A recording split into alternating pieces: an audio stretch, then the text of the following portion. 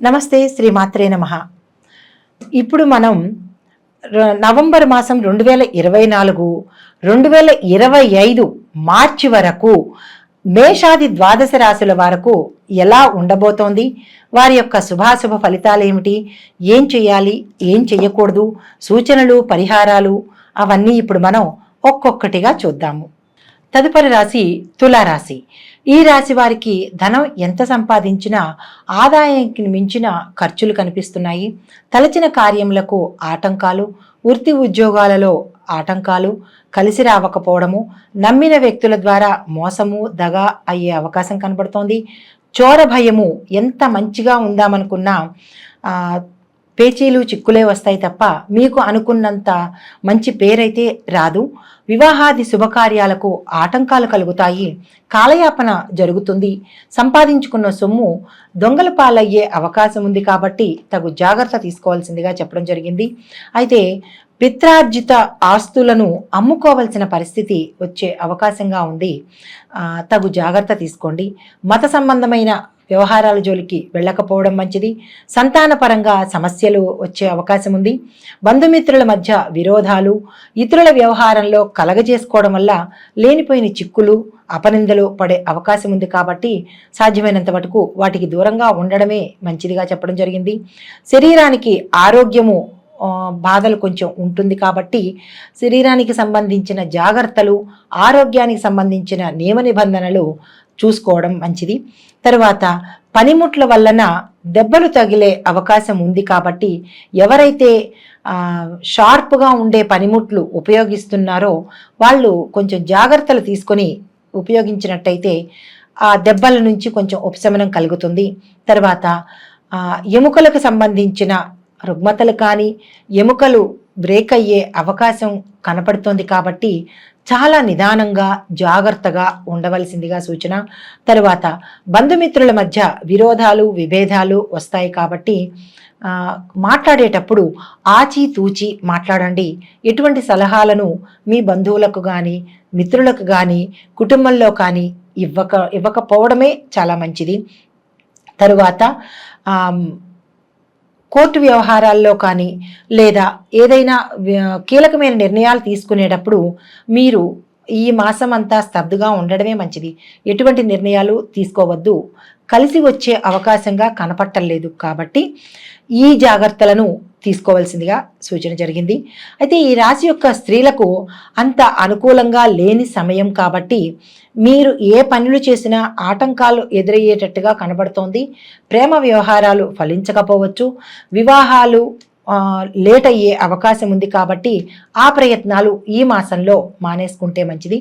సంతానపరంగా కూడా మీకు చిక్కులు వచ్చే అవకాశం ఉంది కాబట్టి వారి మీద కొంచెం శ్రద్ధ పెట్టండి. సంతానం ఉన్నవారైతే కనుక మీ పిల్లల యందు కొంచెం శ్రద్ధ పెట్టి సూపర్విజన్ చేసుకోండి. వాళ్ళు ఎటు పెడుతున్నారు, ఏం చేస్తున్నారు అనేది జాగ్రత్తలు చూసుకోండి. తర్వాత ఉద్యోగాల్లో ఉండే వారికి అయితే అధికారుల యొక్క వేధింపులు, మీ చుట్టుపక్కల సహోద్యోగుల వల్ల కొంచెం చిరాకులు వచ్చే అవకాశం ఉంది కాబట్టి సమన్వయంగా, సమయోచితంగా ప్రవర్తించండి. తర్వాత దంపతుల మధ్య మనస్పర్ధలు వచ్చే అవకాశం ఉంది కాబట్టి మాట తోలకుండా ఒకంత తల ఒగ్గి ఉండడమే మంచిది అని చెప్పడం జరిగింది. మనశ్శాంతికి లోపం కలుగుతుంది కాబట్టి ఏ విషయాన్ని అంత సీరియస్గా తీసుకోవద్దు అని చెప్పడం జరిగింది. ఆరోగ్యము అంతంత మాత్రంగా ఉండే అవకాశం ఉంది కాబట్టి ఆరోగ్యం పట్ల తగిన జాగ్రత్త తీసుకోవాల్సిందిగా చెప్పడం జరిగింది. అయితే ఇప్పుడు ఆయా రంగాల వరకు ఎలా ఉండబోతోంది చూద్దామన్నమాట. విద్యార్థులకు విద్య యందు ఆసక్తి తక్కువగా కనపడడం వల్ల ర్యాంకులు సాధించే అవకాశం లేదు.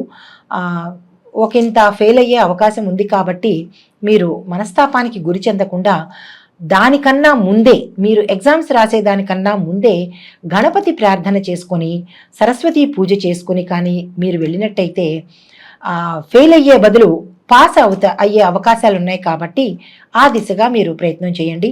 ఓం గం గణపతియే నమః అనే మంత్రాన్ని మీరు నిత్యం జపించుకున్నట్టయితే ఆ ఒకంత బాధ కూడా మీకు లేకుండా ఉంటుంది. తర్వాత శ్రద్ధగా పట్టుదలతో కనుక చదివినట్టయితే కనుక పాస్ అయ్యే అవకాశం ఉంటుంది. మీరు అనుకున్న కాలేజీలో సీటు వస్తుంది. ప్రవేశ పరీక్షలు ఏవైనా ఉంటే కనుక ఆ ప్రవేశ పరీక్షలకు చేసే ముందు గణపతికి సంబంధించిన పూజలు కానీ, నైవేద్యాలు కానీ, ఆలయ సందర్శనాలు కానీ చేసి కనుక మీరు చేస్తే, గరికమాలు సమర్పించడం కానీ, ఇలాంటివి ఏవైనా చిన్న చిన్న పరిహారాలు చేసి మీరు ఆ ప్రయత్నం చేసినట్టయితే మీకు విజయం చేకూర్చే అవకాశం కనపడుతోంది. తర్వాత ఉద్యోగస్తులకు బాధ్యతలు ఎక్కువయ్యి పని ఒత్తిడి ఎక్కువగా ఉంది కాబట్టి ఒకంత బాధ్యతను తగ్గించుకుని లేదా వాయిదా వేసుకున్నట్టయితే మానసిక ఆందోళన అనేది కొంచెం దూరం అవుతుంది. తర్వాత ఇష్టం లేని ప్రదేశాలకు మీకు ట్రాన్స్ఫర్ అయ్యే అవకాశం ఉంది.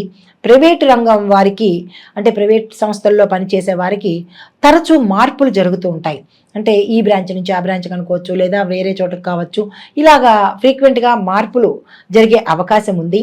తర్వాత పాత బకాయిలు కానీ, ఏరియర్స్ కానీ ఏమైనా ఉంటే మీకు ఈ మాసంలో వచ్చే అవకాశం కనబడుతోంది. నిరుద్యోగులకు ఉద్యోగం వచ్చే అవకాశం కూడా కనబడుతోంది కాబట్టి మీరు ఆ దిశగా ప్రయత్నం చేయండి. వ్యవసాయదారులకు 2 పంటల్లోనూ అత్యధిక లాభాలు కనబడుతున్నాయి. విశేషమైన దిగుబడి కూడా మీ చేతికి అందుతుంది కాబట్టి మీరు నిరాశ చెందకుండా, గతంలో నిరాశ చెంది ఉంటే ఇప్పుడు చాలా హ్యాపీగా ఉండండి. తర్వాత పెట్టుబడుల మీద ఎక్కువ శ్రద్ధ చూపించండి. అంటే ఎక్కువగా పెట్టుబడులు పెట్టడానికి ఇంట్రెస్ట్ చూపించండి. లాభాలు ఎక్కువ వస్తున్నాయి కాబట్టి పెట్టుబడి పెడితే అది ఒక రకంగా మనకి ఇన్వెస్ట్మెంటే కాబట్టి మీకు సమయానికి ఆదుకుంటుంది. అయితే రుణాలు, లోన్లు చేయవలసిన అవసరం కనబడుతోంది కాబట్టి దేనికి ఎంత ఎక్కువ ప్రాధాన్యత ఇవ్వాలో అంతవరకే ఇచ్చి తగుమాత్రంగానే లోన్ తీసుకుంటే కనుక ఎక్కువ నష్టపోయే అవకాశము, లేదంటే ఎక్కువ బాధపడే అవకాశము మీకు కనపడదనమాట. అంటే రుణాల విషయంలో జాగ్రత్త వహించాలి అని చెప్తున్నాను. తర్వాత వ్యాపారస్తులకు జాయింట్ వ్యాపారాలు చేసే వారిలో భేదాభిప్రాయాలు వచ్చే అవకాశం కనబడుతోంది కాబట్టి వారితో ఒకంత జాగ్రత్తగా మసలుకోండి. తర్వాత సరుకులు నిల్వ చేసే వారికి నష్టంగా గోచరిస్తోంది కాబట్టి ఎక్కువగా మీ తాహతుకు మించినంత నిల్వకి వెళ్ళకండి. కొంచెం తక్కువే తీసుకోండి కానీ ఎక్కువగా తీసుకోకండి ఈ మాసంలో. తర్వాత పెద్ద పెద్ద వ్యాపారాల జోలికి పెడదామనో, లేదంటే ఎక్స్పాన్షన్ చేద్దామనో, లేదంటే బ్రాంచీలు పెడదామనో అనే ఆలోచన ఉంటే కనుక అది ఆ ఆలోచన ఈ మాసంలో విరమించుకోండి. పెట్టుబడుల దిశగా అసలు ఈ మాసంలో మీరు ఏ ప్రయత్నాలు చేయవద్దు. తర్వాత కొత్తగా వ్యాపారం చేసే వాళ్ళకి, కొత్తగా ఈ వ్యాపార రంగంలోకి రావాలి అని అనుకుంటున్నాము అని అనుకున్న వాళ్ళు మాత్రము ప్రథమార్థంలో మీరు ఏ వ్యాపారం చేయాలనుకుంటున్నారో ఆలోచించుకోండి. ద్వితీయార్థంలో దానికి సంబంధించిన పనులను నెరవేర్చుకోండి, మీకు సక్సెస్ అవుతుంది. తర్వాత క్రీడాకారులకు, కళాకారులకు, సినీ, టీవీ, నటీనట వర్గం వారికి ఆదాయము సామాన్యంగా ఉంటుంది. మీకు లభించే పాత్రలు కూడా అనుకున్న పాత్రల కన్నా వేరే పాత్రలు వచ్చే అవకాశంగా కనబడుతోంది కాబట్టి కొంచెం జాగ్రత్త వహించండి. మీ ప్రతిభకు తగిన గుర్తింపు కానీ, ఆదాయం కానీ, పారితోషికం కానీ ఈ మాసంలో మీకు దొరకదు. యాక్టర్లకు నూతన అవకాశాలు వచ్చే ఇది తక్కువగా ఉంది కాబట్టి ఈ మాసంలో మీరేమీ ప్రయత్నాలు చేయకండి. తర్వాత కాంట్రాక్టుదారులకు పెద్ద పెద్ద కాంట్రాక్టులు వచ్చే అవకాశం తక్కువగా ఉంది కాబట్టి ఈ మాసంలో మీరు పెద్ద కాంట్రాక్టుల జోలికి వెళ్ళకండి. తరువాత పెట్టుబడులు పెడదాము అని అనుకున్న వాళ్ళు, రియల్ ఎస్టేట్ రంగం వారికి ఈ మాసంలో అంతగా కలిసి రాదు కాబట్టి కొత్త వెంచర్లు జోలికి వెళ్ళవద్దు. తర్వాత ఈ మాసంలో చెప్పదగిన సూచన ఏంటంటే మీరు ఉన్న దాంట్లోనే ఉండవలసిందిగా ప్రత్యేకమైన సూచన. కొత్తవి ఏవి ప్రారంభించవద్దు.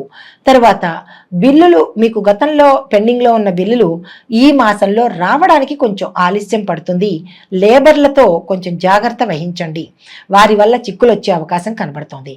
తర్వాత రాజకీయ రంగం వారికి గడప గడపకు వెళ్లే కార్యక్రమాలు మీకు అవమానాలు ఎదుర్కోవలసి రావచ్చు కాబట్టి ఈ మాసంలో మీరు ఆ ప్రయత్నాలు చేయకండి. అధిష్టానం యొక్క ఒత్తిళ్లు మీకు చాలా ఎక్కువగా అవుతుంది. వారికి లొంగిపోయే పరిస్థితి, అంటే వారికంటే ఆ ఒత్తిళ్లకి లొంగిపోయే పరిస్థితి రావచ్చు. కొంచెం సమయాన్ని, సంయమనాన్ని, ఓర్పుని వహించవలసిందిగా సూచన. అయితే కొత్తగా ప్రవేశించాలి అని అనుకున్న వాళ్ళు అసలు ఈ మాసమే ఆ ప్రయత్నాన్ని విరమించుకోండి. ఇప్పుడు పాదాల వారీగా, అంటే నక్షత్రాల వారీగా సూచనలు, పరిహారాలు ఏంటో చూద్దాం.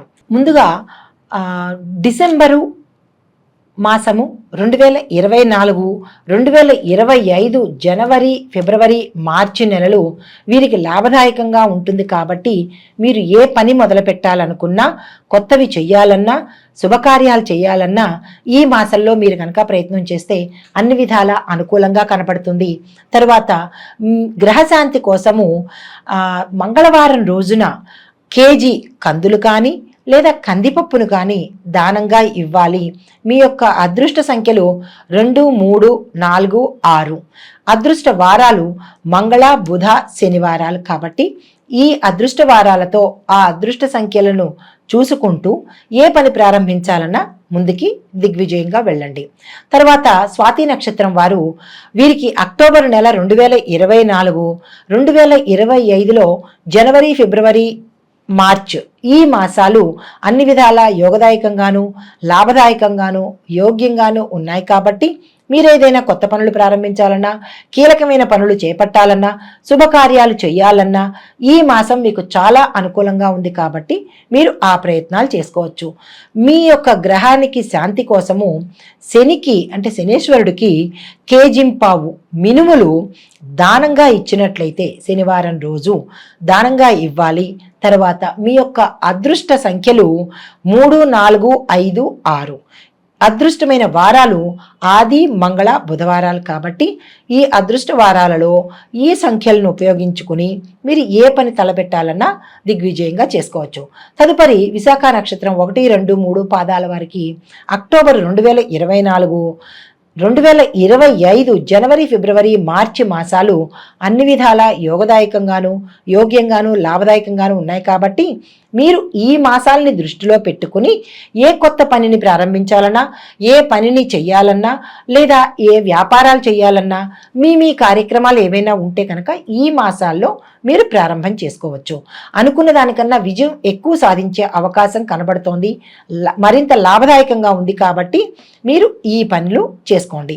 అయితే మీరు గ్రహశాంతి కోసము గురువారం నాడు కేజింపావు శనగలు దానంగా ఇవ్వండి. మీ యొక్క అదృష్ట సంఖ్యలు 3, 4, 6, 7. అదృష్ట వారాలు ఆది, సోమ, మంగళవారాలు. కాబట్టి ఈ వారాలను ఉపయోగించుకుని అదృష్ట సంఖ్యలతో మీరు పనిని ప్రారంభించుకోండి. మొత్తంగా ఈ రాశి వారు అంటే ఈ రాశిలో ఉండే నక్షత్రాల వారు, నక్షత్రాలు మాకు తెలియదు అని అనుకున్న వాళ్ళు ఈ రాశిలో ఉండేవారు ఏం చేస్తారు అంటే గురువుకి, కేతువుకి జపాలు, దానాలు చేసుకోండి. మృత్యుంజయ జపము, శ్రీకృష్ణుడు, సాయినాథుడు, సుబ్రహ్మణ్యేశ్వర స్వామి వార్ల ఆలయాలను దర్శించండి, పూజించండి. విశేషంగా విష్ణు సహస్రనామ పారాయణ వచ్చిన వాళ్ళు చెయ్యండి. లేని వారు నోరు తిరగదు అని అనుకున్న వాళ్ళు పారాయణను ఉదయము, సాయంత్రము ఒక్కసారి వినండి. తర్వాత సుబ్రహ్మణ్యేశ్వర స్తోత్రం కానీ, సుబ్రహ్మణ్యేశ్వర మంత్రం కానీ పఠించవలసిందిగా ప్రత్యేకమైన సూచన. ఈ రాశి వారికి శుభప్రదమైన రంగులు నలుపు, తెలుపు, నీలము, ఆకుపచ్చ. మీరు ఎక్కడికి ఏ కీలకమైన పని గురించి వెళ్ళాలన్నా, ఏ శుభకార్యానికి వెళ్ళాలన్నా ఈ రంగులు ఉండేటట్టుగా మీరు ప్లాన్ వేసుకొని ప్రణాళిక ప్రకారమో లేకపోతే మీకు అనుకూలంగా ఉండేటట్టుగా చూసుకుని ఇవి ధరించవచ్చు. ఈ రాశి వారు పాటించవలసిన మంత్రము ఓం తత్వ నిరంజన్ తారక రామాయ నమః అనే మంత్రాన్ని 108 సార్లకు తక్కువ కాకుండా వీలున్న సమయంలో ఉదయం కానీ, సాయంత్రం కానీ పఠించండి. ఈ మంత్రాన్ని పఠించేటప్పుడు ప్రత్యేక సూచన, స్నానం చేసి శుభ్రంగా మంచి బట్టలు వేసుకుని అప్పుడు మాత్రమే, ఉదయమైనా సాయంత్రమైనా అప్పుడు మాత్రమే మీరు ఈ మంత్రాన్ని పఠించండి. ప్రతి గ్రహాలకి ఖగోళ శాస్త్రపరంగా ప్రతి గ్రహము చరిస్తూ ఉంటుంది, అంటే కదులుతూ ఉంటుంది. కాబట్టి ఇవి ప్రత్యేకంగా ఒక్కొక్కళ్ళకి చెప్పేది కాదు. అంటే ఇప్పుడు పలానా వాళ్ళకి అని చెప్పేది కాదు. ఆ రాసుల్లో కొన్ని కోట్ల మంది ఉండవచ్చు, ఆ నక్షత్రంలో కొన్ని కోట్ల మంది ఉండవచ్చు. ఇవి గోచార ఫలితాలు, అంటే చెరించే ఫలితాలే కానీ ఇది ఇదమిద్ధంగా ఇది ప్రత్యేకంగా వీరికి అని చెప్పడానికి మాత్రం కాదు. ఇది మీకు ప్రత్యేకంగా కావాలి అని అనుకుంటే మీ పేరుతో నాకు ఇలా జరగట్లేదేంటి, అది అందులో ఇలా చెప్పారు, నాకు ఇలా జరగట్లేదు, ఇది తప్పు, అది కాదేమో అని జ్యోతిష శాస్త్రాన్ని మాత్రం అవమానపరచకూడదు కదా. ఇది పేరుని బట్టి చెప్పేది కాదు. ఇది కొన్ని వేల మంది, కొన్ని లక్షల మందికి ఈ రాశిలో ఉన్న వాళ్ళకి, ఈ నక్షత్రంలో ఉన్న వాళ్ళకి ఎలా ఉండబోతోంది అని చెప్పేది మాత్రమే. కానీ తప్పనిసరిగా ఇది మీకు అని మీరు మీ స్వయానికి మాత్రం అన్వయించుకోకండి, భయపడకండి. సంతోషం కూడా సంతోషపడండి, బాగుంటుంది. కానీ ఏదైనా కనుక ఉన్నది అంటే భయపడకండి. ఎందుకంటే మనకి పంచాంగంలో దృక్సే పంచాంగం కానీ లేదా ఏ జ్యోతిష శాస్త్రంలో ఉండే పంచాంగకర్తలు మనకి సూచన చెప్తారు, మీకు ఇలా ఉండబోతోంది అని చెబుతారు. కానీ దాన్ని మీరు పరిగణలోకి తీసుకుని భయపడిపోయి నాకే అని అన్వయించుకోకండి. మీకుగా తెలియాలి అంటే కనుక మీ వ్యక్తిగత జాతక పరిశీలనకు చూపించుకుని, పండితులకి చూపించుకొని వారి ద్వారా మీరు ఉపశమనం పొందితే బాగుంటుంది అని ప్రత్యేకంగా చెప్పడం జరిగింది. దీనిలో నెగిటివ్స్ అంటే జరగలేదు అనుకోవద్దు, జరిగింది అని అనుకోవద్దు.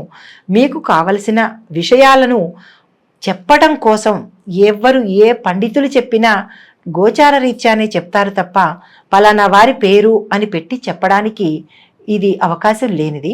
జ్యోతిష శాస్త్రం అనేది మనకి మార్గాన్ని సూచించే ఒక దిక్సూచి లాంటిది మాత్రమే. దాన్ని ముందుగా తెలుసుకుని తగు జాగ్రత్తలు తీసుకుంటామని చెప్పడానికి ఈ శాస్త్రం మనకి ఉపయోగపడుతుంది. దీనిలోని తప్పొప్పులను ఎంచకుండా, నెగిటివ్స్గా ఆలోచించకుండా, ఎవరిని దూషించకుండా, ఒకరు ఎక్కువ కాదు, ఒకరు తక్కువ కాదు. పండితులు చెప్పేది ఎప్పుడూ సమంజసమయ్యే ఉంటుంది. అన్నీ చూసుకునే చెప్తారు కాబట్టి ఎవరిని దూషించవద్దు. మీ సొంతంగా ఆలోచించి మీ సొంతంగా మీ నిర్ణయాలు తీసుకోవద్దని ఈ ముఖంగా ప్రేక్షకులకు నేను విన్నవించుకుంటున్నాను.